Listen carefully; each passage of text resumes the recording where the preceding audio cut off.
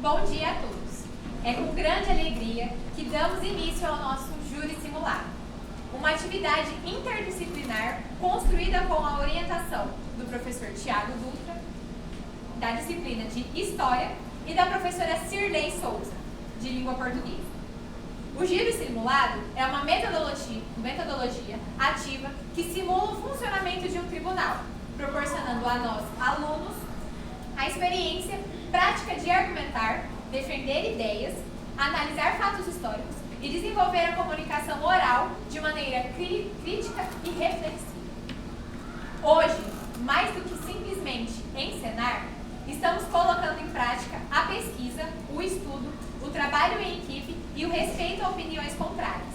Cada função é essencial para que a experiência aconteça de forma completa. Apresentamos agora nossos participantes. Organização, responsáveis pela logística e funcionamento do evento.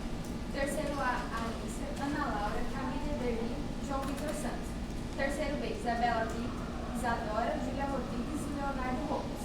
Advogados, responsáveis pela defesa de seu personagem ou teses. Terceiro A, Ana Beatriz, Ana Clara, Maria Clara Lacaça.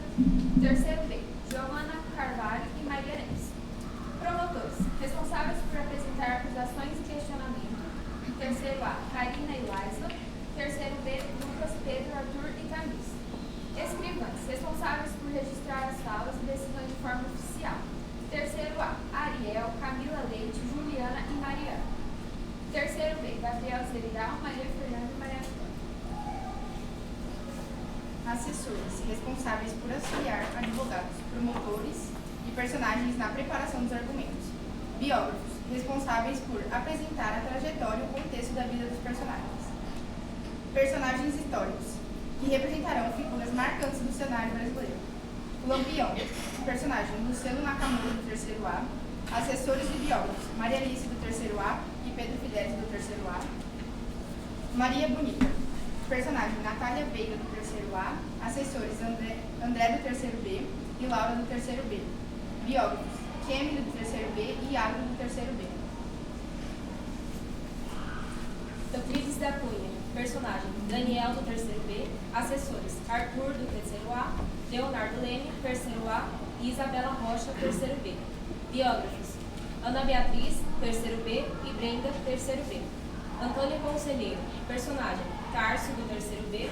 Assessores Pedro Sanches, terceiro A. E Guilherme Cevada, terceiro B. Biógrafos, Igor Espósito, terceiro A. E Sidney, terceiro A.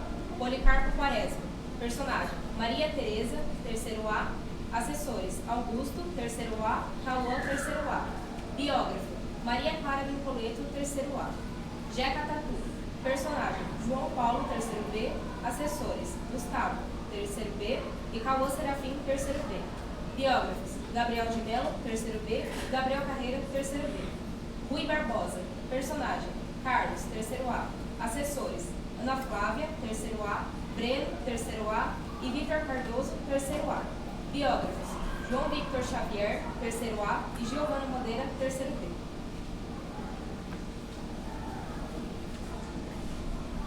É com grande satisfação que recebemos hoje como membro do júri o professor Lucas Pires Maciel, atual coordenador do curso de Direito do Centro Universitário Antônio Eufrásio de Toledo, de Presidente Prudente.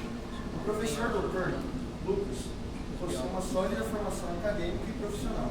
É pós-doutorado em Direito pela Unimar e doutor em Direito pela mesma instituição. Defendeu sua tese em 2021 com ênfase na área de concentração, empreendimentos econômicos, desenvolvimento e mudança social, especificamente na linha de pesquisa em relações empresariais. Vamos deixar essa parte para quando os convidados chegarem, fazendo a apresentação deles, tá? E a gente inicia com as apresentações dos biógrafos, por favor. Tá bem? Passa por nós. E aí você retoma quando eles chegarem. Biógrafos, por favor. Quem são os biógrafos? Podem vir aqui à frente. Pode vir todos já e fiquem na sequência, pra gente não perder tempo.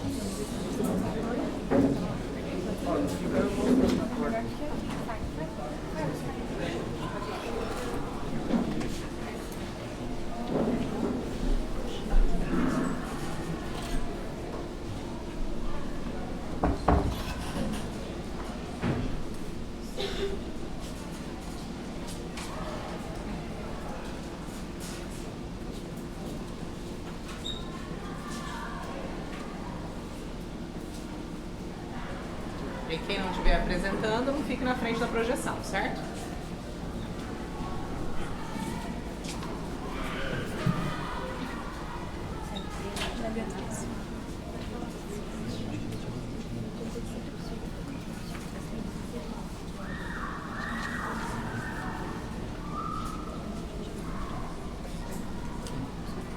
Pode iniciar. Bom dia a todos, meu nome é Pedro, Maria Alice, falar sobre Lampião. Lampião com o nome de Virgulino Ferreira da Silva, nascido em 1897 lá em Pernambuco, tinha como os pais João Ferreira da Silva e Maria Lopes. Em 1921 a vida de Lampião mudou, quando seu pai foi morto injustamente por policiais. Isso fez ele entrar para o cangaço e se tornar um líder. Virgulino Ferreira da Silva, ele não foi só um homem, ele foi um líder. Ele foi um homem respeitado e muito inteligente. Ao seu lado temos a Maria Bonita, que foi a sua fiel esposa e também foi a primeira mulher a entrar ao cangaço. Ele foi morto numa emboscada feita por Maria Bonita e por 11 cangaceiros da própria gangue. E também temos a religião de Virgulino, que ele era um homem devoto ao Padre Cícero, e ele também levava sempre consigo a sua Bíblia e orava sempre antes de qualquer batalha.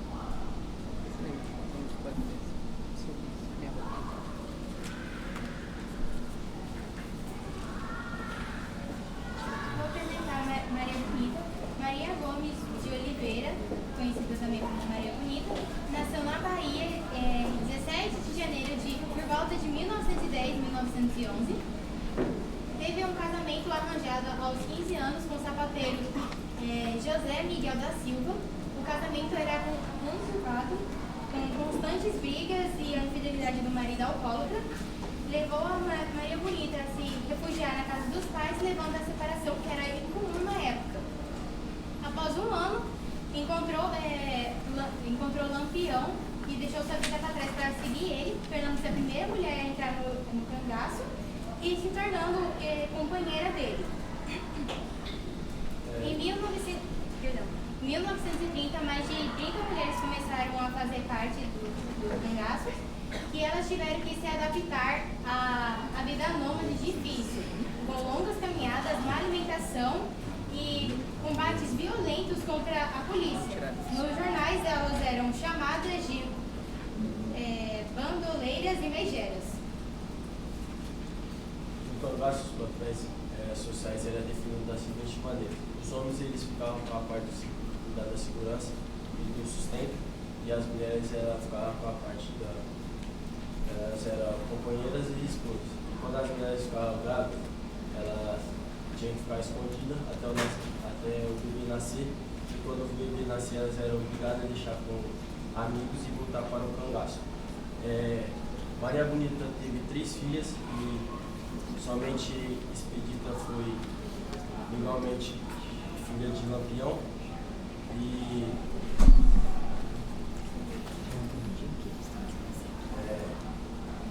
Lampião e Maria Bonita teve 8 anos de união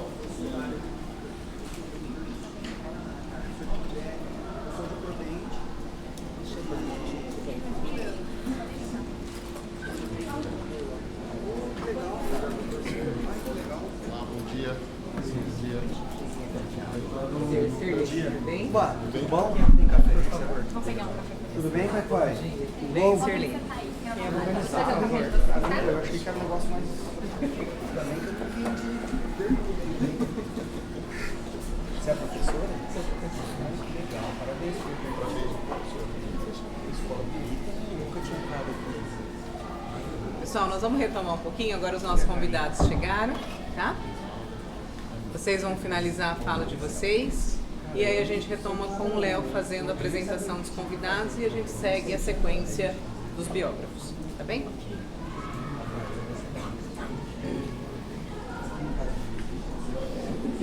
senhor já é promotor, eu sou advogado, não gosto de nada, não. Léo tá na sala? Léo, vamos fazer a apresentação dos convidados? Tiago.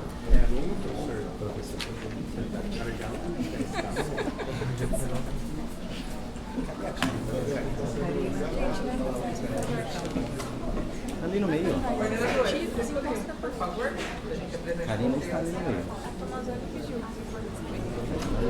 A Karina Luna? Ali no meio.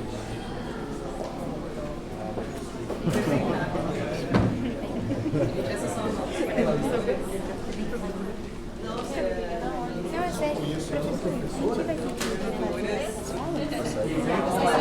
Foi a trajetória não finalizou no direito. Mas então a gente pode ficar?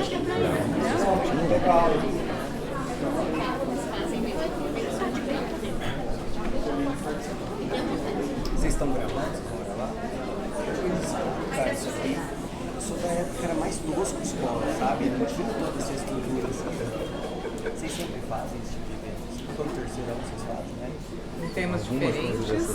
Tipo, pra exercitar o oratório dele. Fazendo uma assembleia da ONU. Legal, cara. E a molecada, tipo, eles engajam mesmo. É difícil terceirão fazer isso, né? Mas aqui é uma cultura do SESI, né? Essa questão de trabalhar a oralidade. O SESI no Brasil o inteiro é argumento, assim. é Muito legal. Eles chegam bem preparados. Legal demais. No terceiro e para depois o ensino superior. Essa questão de apresentação, de fala, que tem um diferencial das demais escolas. Nós vamos prosseguir então, pessoal, com a apresentação dos convidados, que agora eles estão presentes, e aí a gente continua com a apresentação das biografias, iniciando assim então o júri. Tudo bem? É com grande satisfação que recebemos hoje, como membro do júri, o professor Lucas Pires Maciel, atual coordenador do curso de Direito do Centro Universitário Antônio Eufrásio de Toledo, de Presidente Prudente, o professor Dr. Lucas possui uma sólida formação acadêmica e profissional. É pós-doutorado em Direito pela Unimar e doutor em Direito pela mesma instituição, onde defendeu sua tese em 2021, com ênfase na área de concentração, empreendimentos econômicos, desenvolvimento social e mudança social, especificamente na linha de pesquisa Relações Empresariais, Desenvolvimento e Demandas Sociais. É também mestre em Direito pela Unimar, com dissertação definida em 2018. Sua formação inclui ainda especializações em Direito do Estado, com foco em Direito Tributário pela Universidade Estadual de Londrina, UEL, e em Direito Tributário e Processo Tributário pelo Centro Universitário Antônio Eufrásio de Toledo, instituição onde também se graduou em Direito no ano de 2007. Além de sua trajetória acadêmica, o professor Lucas é advogado desde 2008, atuando na sociedade JPPM, Advogados Associados. Desde 2010, exerce também a docência nos cursos presenciais e à distância em Direito na área de Negócios e além de atuar na pós-graduação da Toledo Prudente. Coordena o grupo de estudos sobre reforma tributária e tributação 4.0 desde 2019 e é autor de diversas publicações acadêmicas, incluindo livros, capítulos e artigos científicos. Sua presença nesse júri enriquece imensamente a qualidade acadêmica e profissional dos trabalhos apresentados. E sua trajetória serve de inspiração para todos que buscam excelência no estudo e na prática do direito.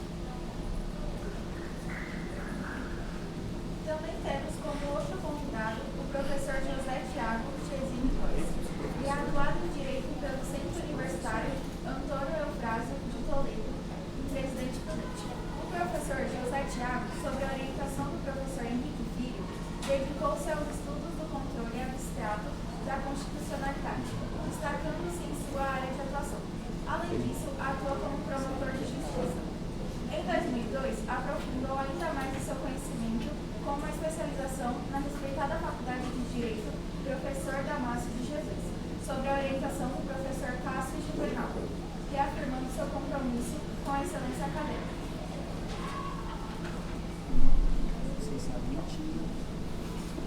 Além disso, possui habilidades em idiomas com domínio da língua inglesa e conhecimentos básicos de italiano, evidenciando sua busca contínua pelo aprimoramento de sua formação. Sua trajetória reflete dedicação, seriedade e profundo compromisso com a educação, sendo uma verdadeira fonte de inspiração para todos nós. Cada um de vocês foi escolhido e preparado para desempenhar um papel importante. E todos juntos construíram esse momento de grande aprendizado. Que nesta manhã prevaleçam a ética, o respeito, a argumentação baseadas em fatos e a vontade de aprender. Desejamos a todos um excelente júri simulado. Queria agradecer a fala e a introdução e pedir para os nossos convidados se apresentarem. Nós estamos aqui com os terceiros anos do ensino médio e um júri de convidados de várias turmas da escola. O terceiro ano do ensino médio vai ter papéis para defesa, para promotoria, também para personagens históricos e literários, então reais e fictícios, que defenderiam ou acusariam o nosso réu, que está ali. E nós contamos com as nossas coordenadoras, agradecemos a presença delas. Queria que vocês se apresentassem para os alunos, para os estudantes, e falassem se o que eles apresentaram sobre vocês é real ou fake. Bom, primeiro, bom dia. Eu queria primeiro agradecer a oportunidade de estar aqui com vocês nessa manhã. Eu tenho uma satisfação muito grande poder participar desses eventos e agradecer a escola, né, por essa abertura. A gente sabe o quanto é importante essa formação que vai além da formação da escola. Isso é uma formação de cidadania. Então, eu queria agradecer mesmo. Tudo que foi lido ali no meu currículo é aquilo que a gente produz no dia a dia, né? Aquilo que a gente estuda. Eu acho que o estudo é a coisa mais importante. Então, eu fico muito feliz de saber que o SESC tem uma formação tão completa. É uma honra muito grande estar aqui. E, como já foi falado, eu sou o Lucas Pires Maciel. Eu sou coordenador da Faculdade de Direito da Toledo Prudente desde 2023. Sou professor lá desde 2010 e, além disso, também exerço atividade como advogado. E o curso de Direito, fazendo aqui uma propaganda do curso, não tem como eu não falar, tenho certeza que aqueles que têm o sonho de fazerem justiça, aqueles que têm o sonho de trabalharem com um assunto dinâmico, tenho certeza que o curso de Direito vai ser muito bem-vindo para vocês e vai mudar com certeza a vida de cada um de vocês aqui. Então, se coloquem na cabeça a ideia de cursar Direito, conheçam a Toledo Prudente, porque a gente tem uma formação muito bacana lá também, a gente realiza esse tipo de evento desde o primeiro termo, desde as primeiras oportunidades do nosso curso. Então, eu agradeço muito e fico à disposição quem quiser tirar alguma dúvida, quem quiser fazer uma visita um dia lá na Toledo, assistir uma aula para saber como que funciona o curso. Nós temos toda essa estrutura lá. É só me procurar, quem quiser pegar meu telefone, a Karina tem, ela pode passar para quem quiser o telefone, a gente fica à disposição. E reitero aqui a minha satisfação de estar aqui, parabenizar vocês pela organização, os professores, a coordenação aqui do SESC, dizer que isso é realmente um diferencial na vida de vocês. E a gente fica muito feliz e satisfeito de saber que na nossa cidade nós temos uma estrutura como essa, uma preocupação como essa, que realmente nos causa muita satisfação. E espero, né, que eu possa contribuir nesse evento de vocês aqui. De certa forma, a gente fica realmente satisfeito por poder estar participando aqui desse evento. Espero realmente agregar com vocês ao lado do doutor, que foi também aluno da Toledo, então a gente está muito feliz mesmo, com uma grata satisfação. Bom dia. Meu nome é José Thiago, eu sou amigo de infância do pai da Karina Fortunato, aí, colega de vocês. Ela me convidou, eu vim aqui para aprender com vocês, né? Ver, legal, eu tenho essa formação como professor, a minha área é mais prática, né? De atuação, é importantíssima essa área acadêmica. Eu sou promotor de justiça no estado do Paraná, mas eu sou de Prudente, como o professor disse, eu sou formado também lá na Toledo, na turma de 2001, já faz muito tempo, né? Faz mais de 20 anos, já estou velhinho, mas era jovem até um tempo atrás. Então, assim, para mim é um prazer, eu fico muito muito feliz, viu, Karine, de estar aqui hoje, de ver a tua evolução, pois você é pequenininha, né? Do teu pai desde os 14, 13 anos, e saber que você, junto com a tua turma, está trilhando esse caminho. Eu só queria fazer um complemento, assim, para vocês, né? Eu não sou professor e nem nada, né? Mas a minha contribuição aqui é no sentido de, independentemente do... Eu acho muito legal isso, eu já trabalhei muitos anos também na área de criança e adolescente, né? Então a gente visita escolas e projetos com alunos, então assim, é bem legal o que vocês estão fazendo aqui. A escola de vocês, ela tem uma estrutura, e tirando a iniciativa privada convencional, ela é muito acima da média, né? Vocês têm uma estrutura muito legal, parabéns, aproveitem isso. Isso aqui não é para, né? Vai ter uns aqui que vão, vocês estão no terceiro, né? Que vão ter uma aptidão maior por querer ir de repente para a área do direito, né? Ou tem outros que não, mas assim, o que vocês estão exercendo aqui, o professor falou, é a de cidadania, e vai servir com certeza para o desenvolvimento pessoal de vocês. Vai ter gente que vai ser vendedor, vai ter gente que vai ser engenheiro, professor, não interessa a profissão que vocês vão escolher. De qualquer forma, isso aqui com certeza ajuda vocês, né? E a gente está se vendendo, né? A vida é uma venda, né? E o que vocês vão falar hoje aqui, a forma de vocês conversarem é vender vocês, né? É expor o que vocês sabem melhor se exprimir, fundamentar, argumentar. Então é a vida, a prova é vender, né? Quando você faz uma prova para a pessoa, você está vendendo o teu conhecimento, está mostrando para ela aquilo que você pode produzir de melhor, a tua capacidade. Então aprendam isso como um projeto de vida mesmo, é legal. Dificilmente você vai ver no terceiro colegial esse tipo de atividade, né? Porque todo mundo está muito focado hoje em dia só no vestibular, né? E tem algo mais lá na frente, né? Vai ter muita gente que vai ser muito boa sem, inclusive, nem cursar um ensino superior, né? Tá?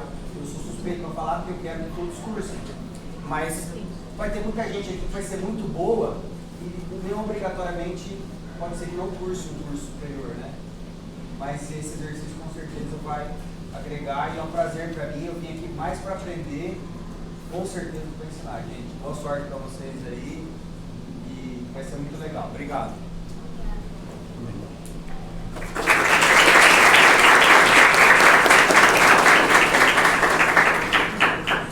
Então, desde já a gente agradece a presença ilustre dos nossos convidados e a gente já vai partir para o julgamento. Então, iniciando o nosso julgamento, a gente iria convidar para esse julgamento fictício, simbolicamente, então, o nosso convidado, o professor coordenador Lucas, para que ele seja simbolicamente, então, o nosso juiz. Esse é o nosso júri, vocês todos vão participar desse julgamento. Então, como uma fala de abertura ou abertura oficial do nosso julgamento, eu convido o juiz, o nosso professor Lucas, para fazer essa fala de abertura. Senhoras e senhores, bom dia. Neste tribunal, reunimos-nos hoje para realizar não apenas um julgamento, mas um exercício de memória, de reflexão e de justiça. Estamos diante de um nome que atravessa o sertão da história brasileira como faca afiada e poeira quente, Virgulino Ferreira da Silva, o Lampião. Para uns, cangaceiro, bandido cruel, saqueador e assassino de inocentes.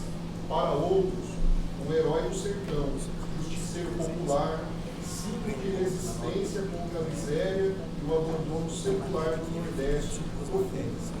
Como juiz, cumpre-me abrir essa sessão solene com a consciência de que o réu que aqui se apresenta não é apenas um homem, mas a representação de uma era de desigualdade, violência e silêncio institucional. O cangaço não nasceu do nada.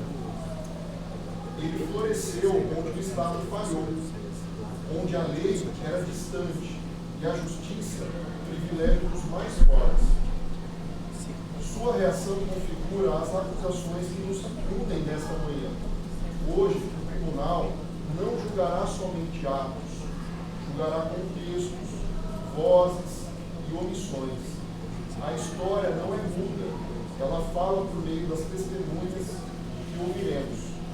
Cada palavra, cada argumento da defesa e da acusação cada voz representa neste espaço trará consigo ecos do sertão e da política, da exclusão e da violência, da luta e da humildade. Peço, portanto, a todos os presentes que ouçam com atenção e respeito. Aqui o julgamento não se faz com armas, mas com ideias.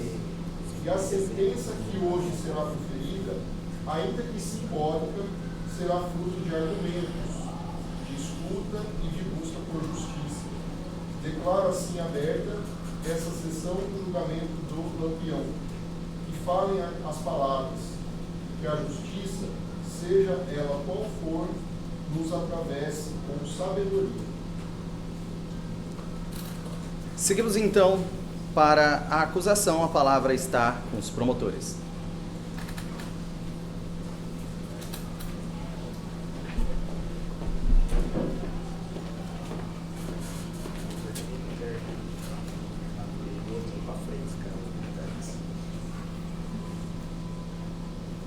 Bom dia, senhores e senhoras jurados. Hoje estamos aqui para julgar o caso de Virgulino Ferreira da Silva, mais conhecido como Lampião. Homicídios que ocorreram em 1919 até o ano vigente mostram roubos, utilizaram centenas de pessoas com roubos e saqueamentos, torturas e aos ataques atentados contra as autoridades.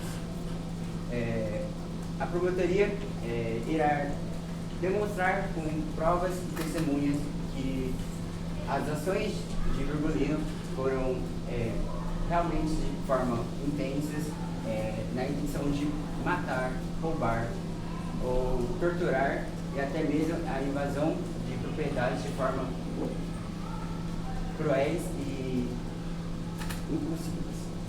Em 20 de novembro de 1929, no povoado da Capela, Lampião e seu bando, eles invadiram a cidade, sequestraram civis, extorquiram dinheiro e espalharam o terror. Não é a primeira vez, temos Mossoró, Souza, Queimadas, todas cidades que foram invadidas por Lampião e seu bando. E quando um jovem de mais de 20 anos tentou impedir o que aconteceu, foi executado. E não por justiça, mas por vingança. Hoje não julgamos só um homem, julgamos o medo que ele espalhou, o silêncio que ele impôs e o sangue que nunca foi vingado. Não se deixem levar por essa imagem mística de Lampião como o herói que a sociedade vê nele. Ele era um homem que usava a fé como forma de espalhar o terror pelas cidades. Ele não foi um herói, e muito menos um santo. Foi um homem que usou essa fé como um disfarce. Que a justiça seja feita hoje em nome da verdade. Durante esse julgamento, os senhores verão que o Virgulino é sim culpado pelos seus crimes, e ao final confiaremos que a justiça será feita e que levem Virgulino como condenado e acusado. Obrigado.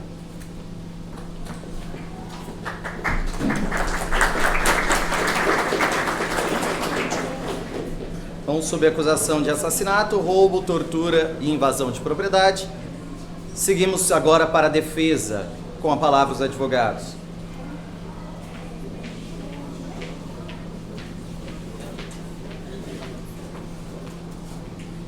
Bom dia a todos aqui presentes. O meu nome é Ana Beatriz e eu estou representando a equipe de advogados do réu Virgulino. Senhoras e senhores do júri, neste dia eu não peço a vocês pressa, eu peço a atenção. Neste dia não estamos aqui julgando um cangaceiro qualquer, estamos aqui julgando um símbolo do Brasil. Por isso eu peço, acima de tudo, humanidade. Não estamos aqui hoje buscando negar os atos de Virgulino. Seria até mesmo desonesto da nossa parte tentar algo assim. Estamos nesse júri buscando justiça, e é por isso que pedimos algo mais difícil, mais complexo, mais profundo, porém também mais justo do que apenas apontar os atos desse crime. Pedimos que vejam além do cangaceiro, que vejam o homem. Virgulino Ferreira da Silva nasceu no sertão seco, esquecido, onde a lei não era vigente, onde a justiça era escrita pela falta dela, era escrita pela injustiça. Os seus atos e o que ele tornou-se, o que o trouxeram aqui hoje, não nasceram no vazio. Virgulino não nasceu uma pessoa fora da lei. Virgulino não nasceu lampião. É exatamente por isso que é cruel ignorar tudo o que ele foi antes de ser um cangaceiro. Ele foi um homem de carne, osso, dor, revolta e muito sofrimento. Ele foi um menino que viu o pai ser assassinado. Ele foi um menino empurrado à violência sem amparo nenhum. Fato, para alguns ele foi um bandido, para outros ele foi um justiceiro, mas para muitos ele foi o único que de fato teve coragem de bater de frente com os poderosos que humilharam os pobres do sertão. Senhoras e senhores, esse julgamento não é apenas sobre o que Virgulino fez, é sobre o porquê ele fez isso. É sobre um Brasil que gera filhos abandonados e hoje o julga por sobrevivência. Pedimos que vocês não enxerguem essa história com a frieza do futuro, mas com a compreensão de que não podemos julgar o presente sem retornarmos ao passado. Queremos que compreendam que o cangaço não foi escolha, foi o que sobrou, foi a luta para sobreviver. Queremos que compreendam também que matar não foi agir, foi reagir à violência. E acima de tudo, pedimos que compreendam que aqui hoje está sendo julgada uma pessoa. Não um mito, não uma lenda, não um monstro, não uma manchete. Uma pessoa. Virgulino Ferreira da Silva foi o terceiro filho em uma família de 9 irmãos. Ele viu o pai ser morto pela polícia sob comando do tenente José Lucena de Albuquerque, Maranhão. Eles entraram na fazenda, onde eles já estavam se escondendo por conta de acusações falsas de roubo de terra. Começaram a abrir fogo sem sequer um questionamento, sem uma pergunta, sem um entendimento, acreditando que a família inteira estava dentro da casa. O pai conseguiu fugir e então foi assassinado dentro da casa pela polícia. Ele, antes de tudo, foi uma vítima do Estado que o esqueceu. Porque hoje o Estado está aqui tentando acusar esse homem sem compreender o que ele foi antes de se tornar um cangaceiro. Peço por gentileza que observem as imagens aqui. Pode tirar do seu.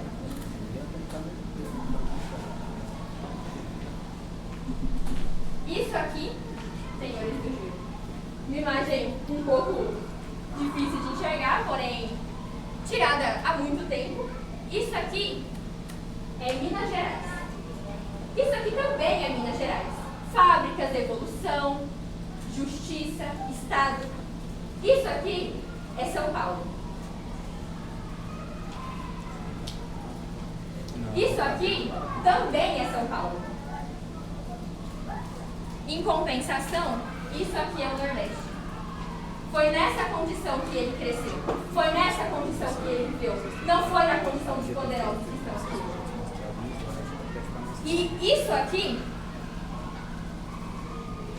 também é um cangaço.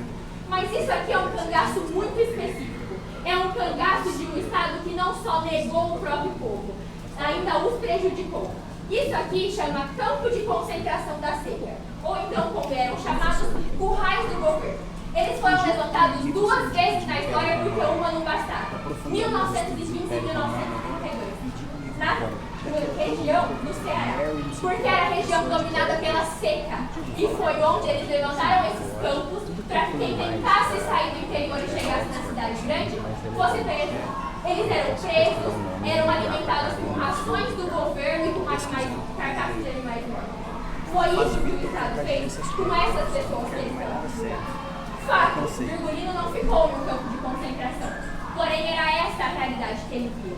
Como poderia então, excelentíssimo júri, este homem buscar justiça em uma polícia e um Estado que fazia isso com o próprio povo? Não poderia. Ele cresceu no sertão, onde fazer justiça com as próprias mãos era o certo, e não fazer era um sinal de fraqueza, era um sinal de ser frouxo, era um sinal de ser preso e maltratado. E além do mais, sabe quantas pessoas ficaram presas nesse campo de concentração? Mais de 73 mil. E eles trazem aqui este homem hoje para fazer com que todo mundo se direcione a ele. somente a ele e culpe ele por aquilo que o Estado fez e continua fazendo no sertão. Muito obrigada.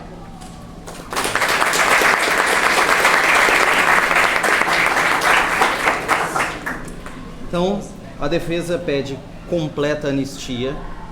Ouviremos então o réu Lampião agora fará sua declaração e estará disponível para acusação e defesa.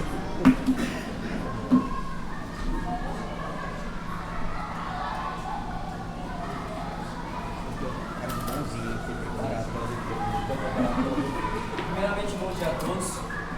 E como já propriamente dito, eu estou aqui para ser julgado pelo que eu fiz, mas por que eu fiz também. Nada do que eu fiz foi em vão. Eu nunca matei para me satisfazer, eu nunca roubei para prejudicar alguém. Eu roubei de quem tinha, para dar para quem não tinha nada, para dar para quem não tinha fome, quem tinha sede, não tinha uma gota lá para tomar vacina. Como que eu ia ver isso e não ia fazer nada? Eu fiz o que muitos tinham vontade de fazer, certo? E eu acho muito inconveniente vocês falarem da minha fé. Como que vocês falam uma coisa que eu acreditava no fundo do meu coração, isso me toca, certo? Isso não convém. O que me movia era a fé que eu tinha de melhorar a situação de vida do meu povo, certo? Eu tinha fé que as coisas poderiam mudar. Eu acreditei no Estado e nada saía, não saía uma palha do lugar se fosse acreditar no Estado. Então eu tive que ir lá e fazer, entendeu? Eu tinha fé que tudo poderia mudar. Eu via meus irmãos passando fome, passando sede também, minha família, meu pai sendo morto na minha frente por isso pro Estado. Como que vocês querem me acusar de uma coisa que vocês mesmos fizeram eu fazer? É muito inconveniente, certo? Então eu quero que a verdade seja dita e feita, que a justiça seja feita. Obrigado.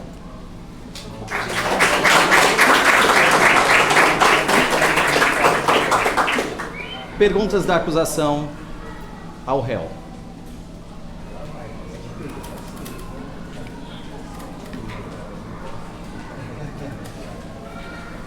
Bom dia a todos. Bom dia. Lampião, minhas perguntas serão dirigidas a você. O senhor, que prezava tanto por justiça, se dizia um justiceiro com uma fé inabalável, acredita mesmo que a justiça seja feita através da violência e que não há outra forma de se fazer justiça? Eu acredito sim que é outra forma de fazer justiça, mas quando o Estado enxerga a gente está lá jogado, vocês não estão nem vendo a gente, como é que a justiça vai ser feita numa terra esquecida? Como é que isso pode acontecer?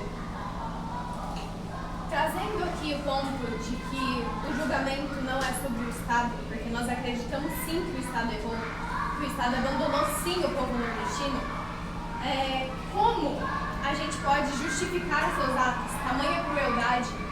E o senhor que dizia tanto fazer justiça pelos pobres, que muitas vezes eram as invasões que o senhor fazia. O senhor invadiu sim casas de sertanejos pobres, o senhor pediu sim aquilo que não tinha. E quando não tinham, o senhor ainda os matava, os torturava. Concorda? Eu não concordo plenamente com a sua fala, mas por parte você está certo. Porque eu matava gente pobre, mas gente que me traía, gente que me entregava.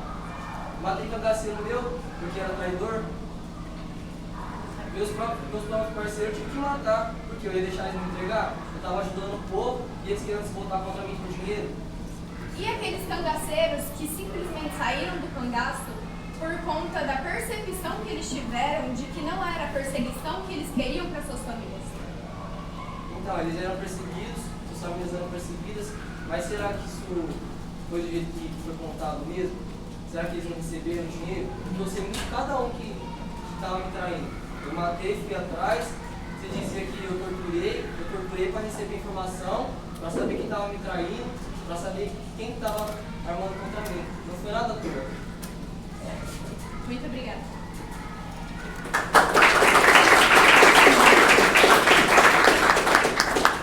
Seguimos com a defesa nas perguntas a Lampião. Professor, a defesa não necessita, não precisa fazer perguntas a Lampião. Nós entendemos, nós acreditamos na história dele. Nós podemos seguir para as perguntas aos próximos personagens? Sim. Vamos convidar então Maria Bonita para fazer sua fala inicial.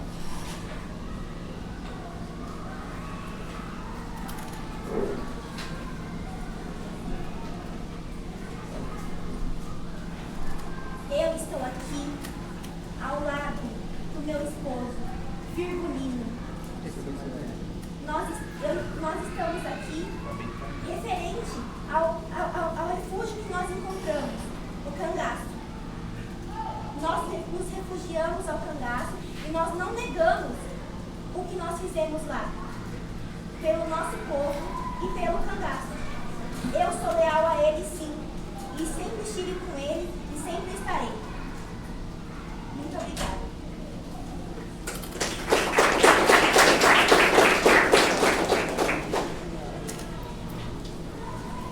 Acusação, perguntas para Maria Bonita.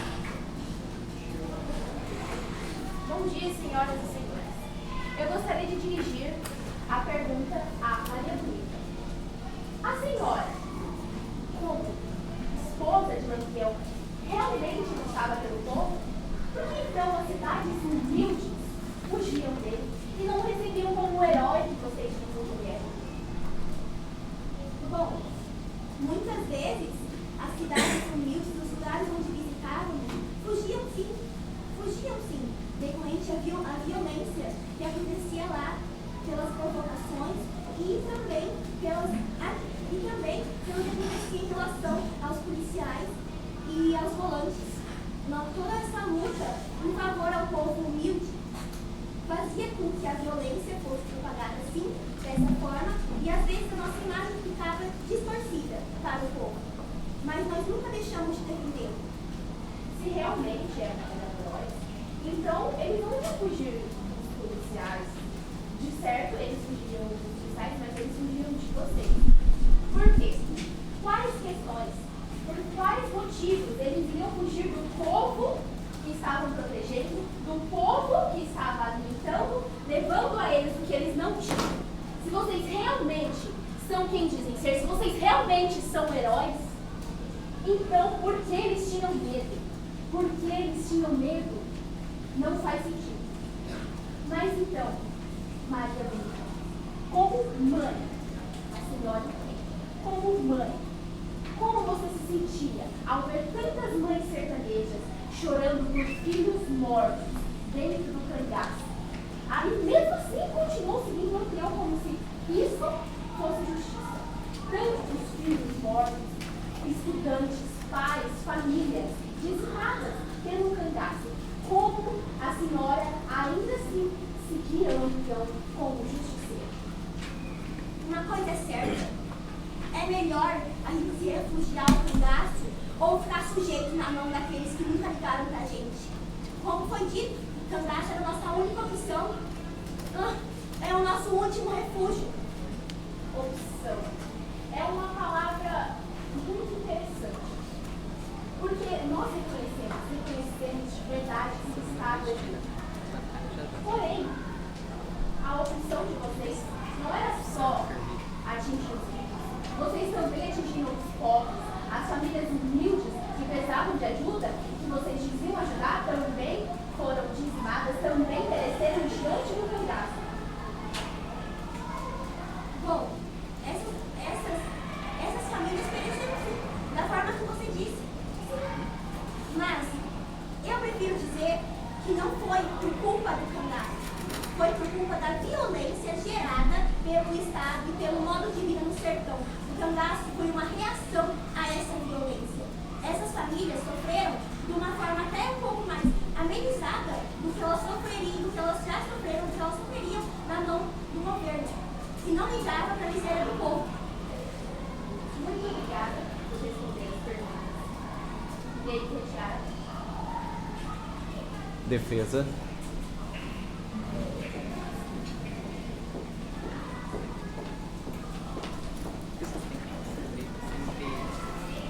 Bom dia a todos. Meu nome é Maria Clara e hoje as minhas perguntas serão direcionadas a Maria Bonita. Bom, a senhora pode nos contar um pouquinho como o Lampião tratava os sertanejos comuns, aqueles que não tinham espada nem fuzil, apenas a pobreza? Lampião era um homem que conhecia a pobreza. Ele veio de lá. Ele fazia parte desse mesmo povo. O povo que precisava de ajuda, que precisa de auxílio. Mas Lampião tomou uma reação, porque o seu embate direto não era com a pobreza. Ele não se direcionava ao pobre por ele ser pobre. Muito pelo contrário, a nossa guerra de verdade era contra aqueles que se diziam ser nossos defensores e que estavam na posição de defender a gente, mas não faziam nada. Bom, você acredita que a violência de Lampião foi um ato de barbárie ou uma resposta natural à brutalidade que o sertanejo sofria todos os dias? Por favor. Barbárie? Barbárie? Barbárie era o que a gente sofria naquele sertão. Eu duvido que algum desses engomadinhos que estão aqui aguentariam uma unha do que é um dia normal na nossa realidade. Muito obrigada.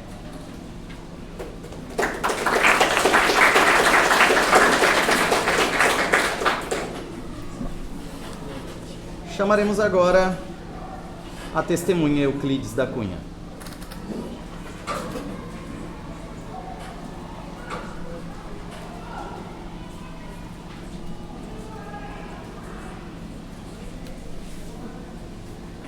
Senhores jurados, eu, Euclides Rodrigues Pimenta da Cunha, defendo que o julgamento de Virgulino Ferreira da Silva, mais conhecido como Lampião, exigia além da visão simplista de bandido. Assim como explorei em Os Sertões, o indivíduo e o ambiente são inseparáveis, sendo o sertão brasileiro crucial para entender a sua história. Em minha obra, procurei mostrar como o sertão molda seus habitantes. A seca, a falta de apoio estatal e a justiça distante criam um sertanejo forte, mas com códigos influenciados pela ausência de lei. Lampião, nesse contexto, surge como um produto trágico dessa luta pela sobrevivência. Minhas observações do sertão, relatadas em minha obra, revelaram instituições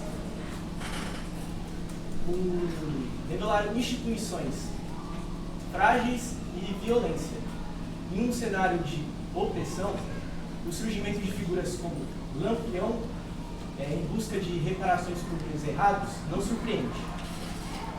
Ele é um sintoma de uma sociedade com um estado carente. Peço aos senhores jurados que, ao avaliar Lampião, considere a profundidade do sertão, avaliem o meio, a falta de justiça e a complexidade do sertão. Julgar Lampião ignorando suas origens é igual ignorar nascente de um rio.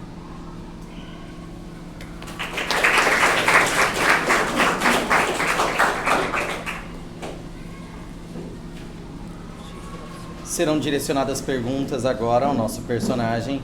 2 perguntas também legadas à acusação, direcionadas a Euclides da Cunha.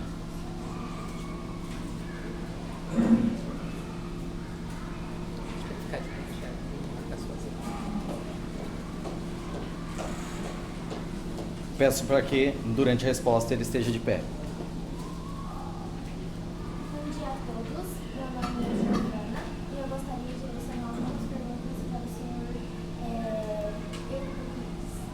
A primeira pergunta, eu gostaria de saber se o senhor Euclides, como foi para o sertão e escreveu o seu livro, qual foi a epopeia sobre o Estado brasileiro e qual é o cenário em que o senhor encontrou no sertão que fez com que o senhor mudasse a sua visão?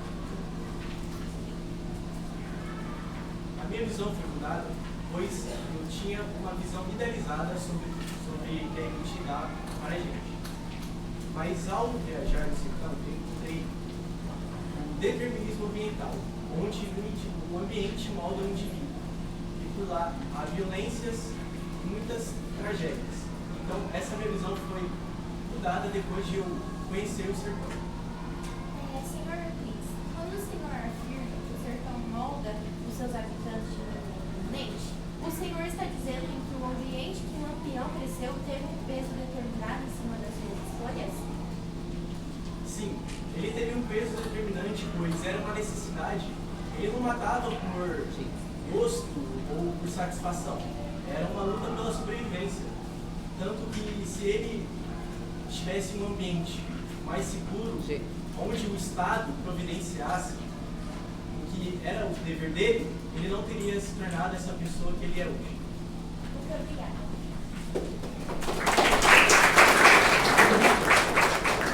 Defesa.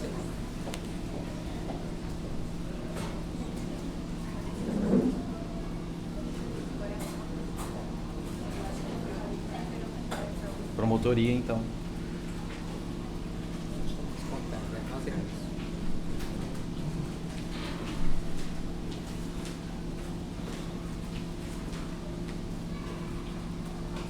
O senhor criticou a barbaridade do Estado, certo? Também reconhece a barbaridade dos atos de Lampião?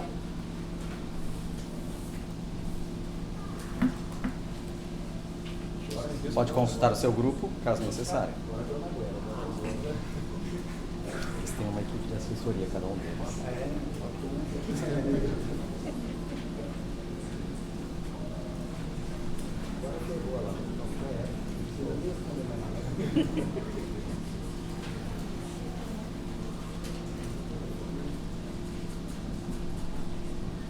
Quando o Estado falhava com a lei, o Lampião não teve outra opção a não ser cometer tais atos. Então, o Estado é falho e se o Estado ele tem o dever de proteger os cidadãos e não cumprir, o cidadão vai ficar sem opções a não ser lutar contra isso, contra o meio que ele é imposto e forçado a sobreviver. Sem isso, ele poderia chegar a óbito, como várias outras pessoas acontecem. Então o senhor diz que a falha do Estado é um motivo para a isenção das crueldades de Lampião? É um ponto a se considerar, pois Lampião, como eu disse anteriormente, é um sintoma criado pelo Estado.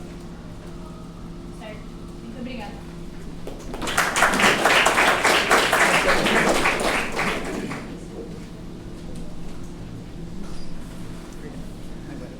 Vamos chamar Antônio Conselheiro agora para dar a sua fala.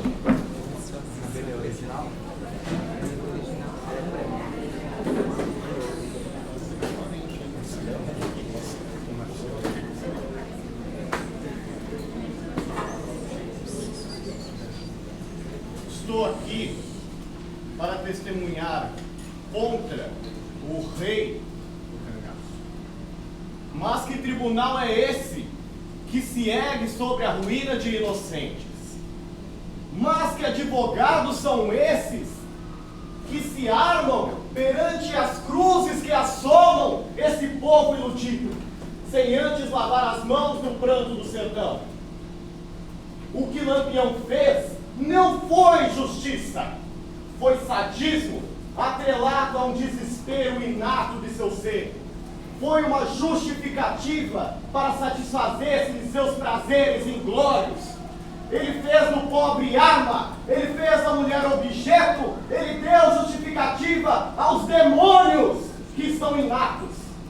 Então, ao júri, ladeado a cada um de vocês, respirando no seu pescoço, está nada mais do que a casca vazia de Virgulino, preenchida pelas entranhas maldosas de um homem nada puro, de um homem mentiroso, de um homem, acima de tudo, que não representa o Brasil, representa a República, representa as mentiras, representa a má política, representa o produto infiel de tudo.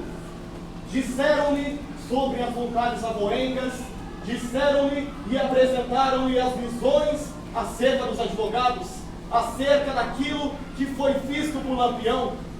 Trago então minha experiência, o contradeterminismo.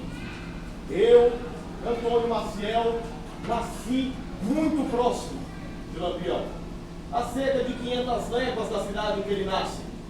Eu venho de uma família que não foi vítima inicialmente da República, mas que foi vítima dos outros sertanejos. É a vista dos araújos que mataram diversos de minha família. É a vista dos araújos que mataram meu pai sobre minha frente. É a vista dos araújos que mataram Miguel Castro, meu tio, e que atearam fogo nele quando escondido em uma casa de sapé. É a visão desses que eu nunca cometi os mesmos erros. Jamais levantei a mão contra o povo sofrido. Jamais ateei minhas mãos contra a República sem antes ser atacado. Canudos. Canudos é uma cidade prometida no Éden, que é o sertão. O sertão, essa caricatura formada da brutalidade, daquilo, é um sacramento, é uma penitência. O céu não é prometido aos pobres da terra. Os ricos que aqui estão prometeram aos pobres o céu após a morte. E eu tentei lhes trazer justiça na terra. Não foi através de farturas. Nunca se tratou de farturas. Nunca se tratou de dinheiro. Se tratou de vivência. Eu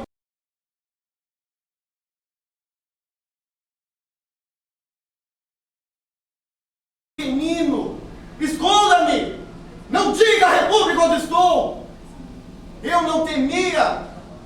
Eu sabia das vontades que vinham acerca de Deus e acerca da terra. A República, os advogados, são o próprio anticristo, são o sangue, são o câncer. E Lampião é a febre. Lampião é o produto de uma doidivânia explorada por esses. Ele é o empoderamento, ele é a cobrança, ele é a encarnação da maldade inata entre os sertanejos, do ódio. Quando nunca lhe roubam alguma coisa, e você jura vingança, você jura atear uma arma, você usa mirar uma faca no pescoço daquele que está sendo julgado, e não faz. Não é da ética humana, não é da ética celestial permitir isso. Aquele homem não é humano, sequer é homem. Aquilo não é virgulino, aquilo é Lampião. E as defesas, claro, as retóricas, vamos a elas, uma por uma. Primeiro, a sua cativa.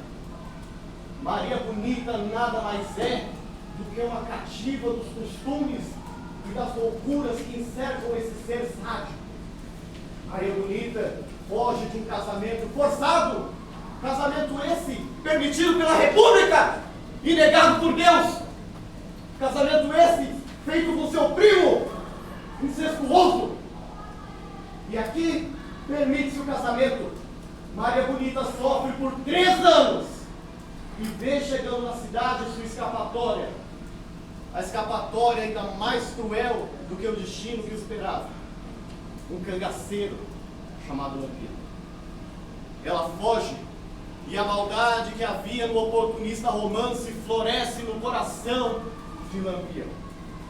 Maria Bonita é um símbolo de poder, é um amor oportunista, é uma oportunidade de demonstrar posse. E não condeno a ela, não condeno essa vontade de querer fugir. Por vezes, tentei fugir de mim mesmo.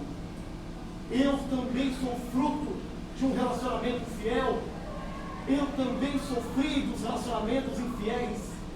Minha esposa, por 5 anos de convivência, traiu-me incessantemente, até enfim seguir. Falhou-se o mundo com outro. E jamais levantei a fala, jamais levantei a mão.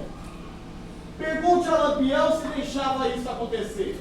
Pergunte a Lampião se Maria Bonita saísse desse recinto, se ela fosse a outro, se ela fosse uma pessoa livre, ele a teria. Teria inteira, porque a cabeça estaria aos pés. Vamos então a Euclides, grande escritor. Como é hipócrita, como é terrível, como se prova a responder essas acusações com tamanha falsidade. Eu já li muitos provérbios, eu já vi muitos casos e jamais vi um homem da República ser tão covarde. Até mesmo aqueles que estavam errados lutaram com armas e morreram encarregados. Aquele homem está ocultando. Ele de fato não mente. A mentira até agora não foi proferida, mas houve a omissão. Aquele homem tem um trágico passado. É a descoberta da traição de sua esposa, que ele vai a Piedade, Bahia, e mata um dos coronéis, e mata um dos irmãos de coronéis para vingar-se da traição da esposa. Esse é o Ulisses da Cunha? Esse é o escritor brasileiro? Esse é o traidor da pátria? Jamais ele foi fiel à República. Em seus primeiros anos de militarismo, atirou as armas acima, gritou contra o coronel e disse: não sirvo! Se um homem não é fiel nem mesmo às suas palavras, se nem mesmo aquilo que sai do seu coração, como será fiel em frente a um júri? São máscaras. Fizeram aqui um grande teatro. Mesmo se for preso Lampião, nada irá mudar-se. Se for solto, piorará. É absolvição. Absolver Lampião é absolver o derivatismo, aquilo que é derivado no meio. E vamos ao preconceito, e vamos ao racismo. O derivado no meio, a estes que vêm da Europa, que não sabem o que sentimos. Vamos a Darwin, que diz que somos como animais. A diferença entre humano e animal é a vontade de subir aos céus, é a vontade de ser bom. O cachorro morde quando provocado, o ser humano morde quando quer morder. E Lampião mordeu quando viu a oportunidade, não quando viu necessidade. Vamos ao determinismo. Se o determinismo estiver correto, ele excusa e absolve o racismo. Ele excusa e absolve o machismo, as mortes, a inserção, a pena perpétua, a cadeia elétrica que surge. Ele absolve pena de todos os maiores crimes. Se em tua família, Júlio, há um drogado, há um perdido, um desviado, se em tua família, Júlio, há alguém que foi preso, tu devias estar na cadeia também. É de sua virtude, é de suas raízes estar preso perante o determinismo. Você vive no meio que foi criado, é sangue com sangue. Mas o pior erro não é este, é a falta de redenção. O erro de Virgulino está em se tornar um Lampião. Ele resolve erros pelos erros. Se lhe mata um pai, mata o pai de outro. Se lhe roubam a esposa de outro. Se lhe estupram, estupravam. Disse que não satisfazia suas vontades. Fato não satisfez. Nunca satisfez. Pois foi ao ingresso de Maria Bonita que foi permitido aos demais negaceiros esposas, que jamais havia sido. Que mulher gostaria de pagar a catinga, a pena, o sacramento indevido por opção? Jamais. Não eram esposas, eram cativas, eram sequestradas, eram mulheres que tiveram filhos à força. E Lampião baixou o cabelo, não para defender-se do sol, mas do sangue e das unhas que foram arrancadas de cada uma das mulheres em seus livros e dentes. Maria Bonita, portanto, é ademais outra igual. Lampião, portanto, não é um homem, quiçá é o anticristo. O anticristo da República ainda julga com qualquer notoriedade. Ele julga pelo recebimento, ele julga pelo prazer, ele julga pelo poder, por ter suas botas manchadas não de terra, mas de sangue. Direis então uma puta o que é Canudos? O que sou eu, se não a caricatura, se ainda não desconvenci? Eu que nasci no mesmo meio, eu que nunca levantei espada, eu que nunca carreguei uma arma, Eu que nunca tive a oportunidade de amar fielmente uma esposa e jamais fui ingrato. Eu que nunca roubei. O que lhe teve em Canudos foram doações dos grandes. O que lhe teve em Canudos foram pessoas fugindo das armas da República. E o que teve no cangaço não foi nada disso. Vicente Lopes, o pai do cangaço, ele mesmo foi redimido por minha pessoa. Vicente Lopes redimiu-se. Lampião não. Nunca apelou às ideias do cangaço. Lampião não é cangaceiro. Lampião é um sádico que usa essa farda para disfarçar os seus péssimos costumes. Eu espero que eu não seja o único que consiga enxergar, através de suas roupas, um buraco satânico que é a Bela falava. Muito obrigado.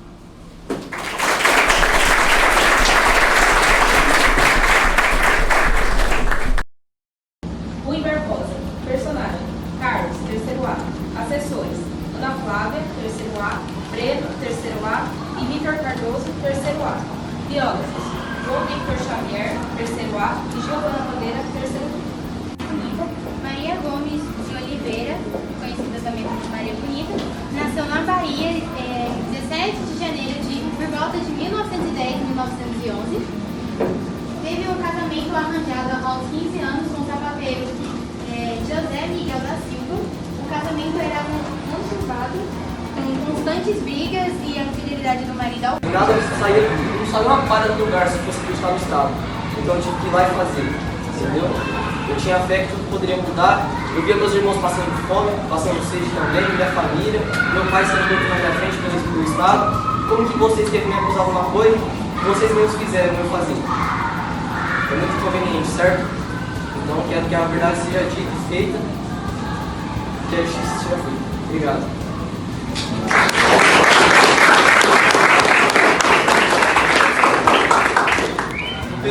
Que bom, fico feliz de participar.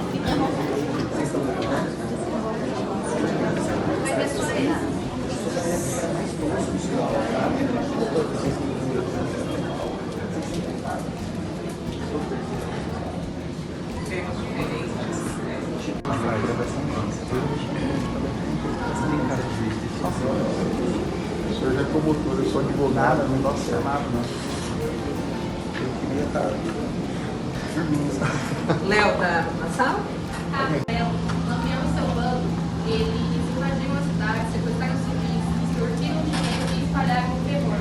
Não é a primeira vez, temos Mossoró, Souza, Queimados, todas as cidades que foram invadidas por Lampião e seu bando. E quando um jovem de mais de 20 anos tentou impedir o que aconteceu, foi executado, não por justiça, mas sim por vingança. Hoje não julgamos só o homem, julgamos o medo que ele espalhou, o silêncio que ele pôs e o sangue que nunca foi picado. Não se deixem levar por essa imagem mística de Lampião como o herói da sociedade vê nele. Ele era um homem que usava a fé como forma de espalhar o terror pela cidade. Ele não foi um herói, e muito menos um santo, mas como usou essa fé como um disfarce. Que a justiça seja feita hoje, em nome da verdade. Durante esse julgamento, os senhores verão que o Virgulino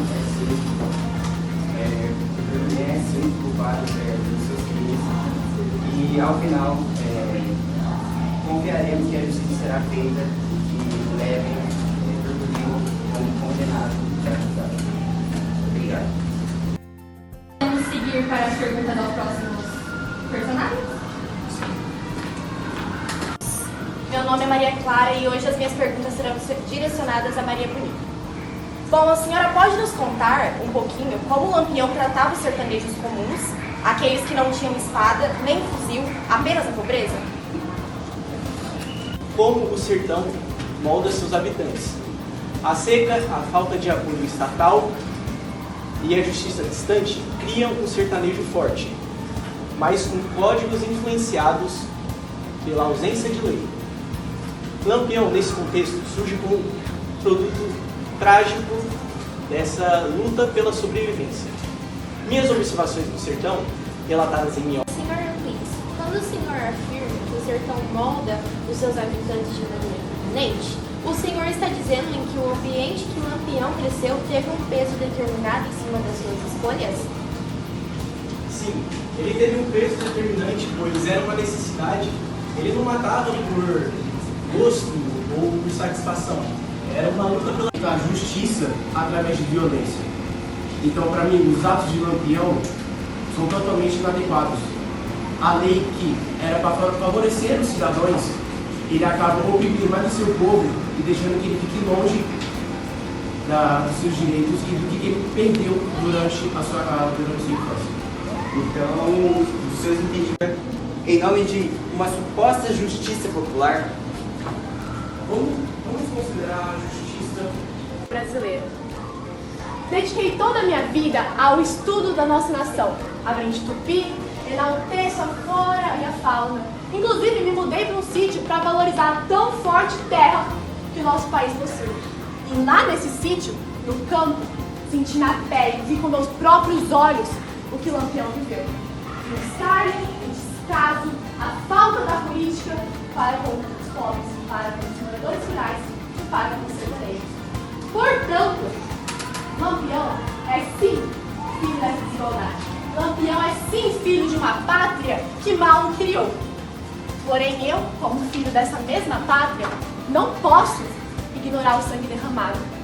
Eu, como filho dessa mesma pátria, conterrâneo, irmão de cada um de vocês, não posso ignorar o desprogresso que as ações do bando causaram ao nosso país.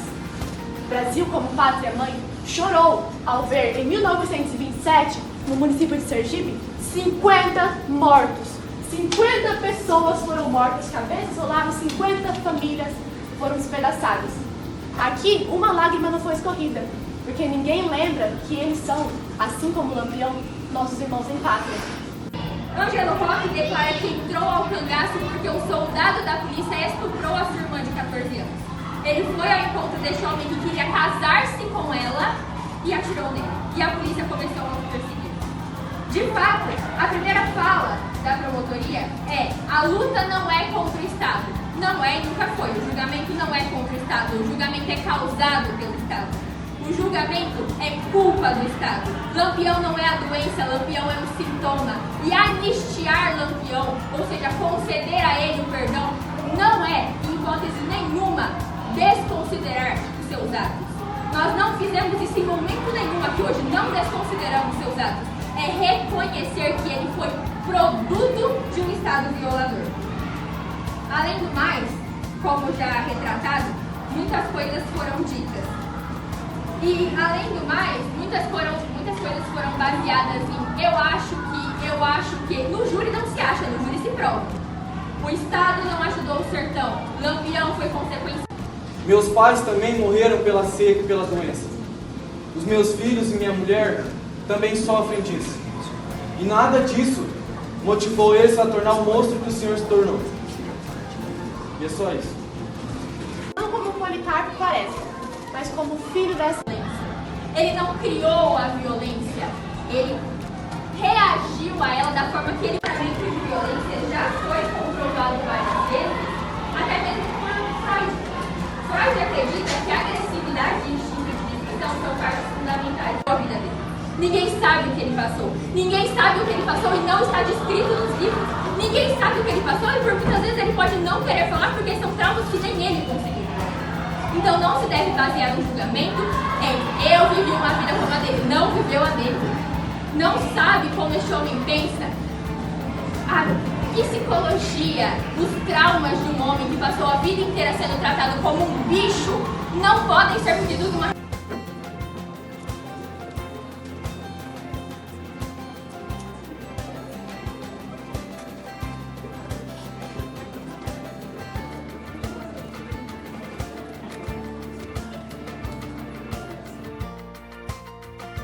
Queria dizer o quanto eu aprendi com vocês hoje aqui, foi uma manhã extraordinária.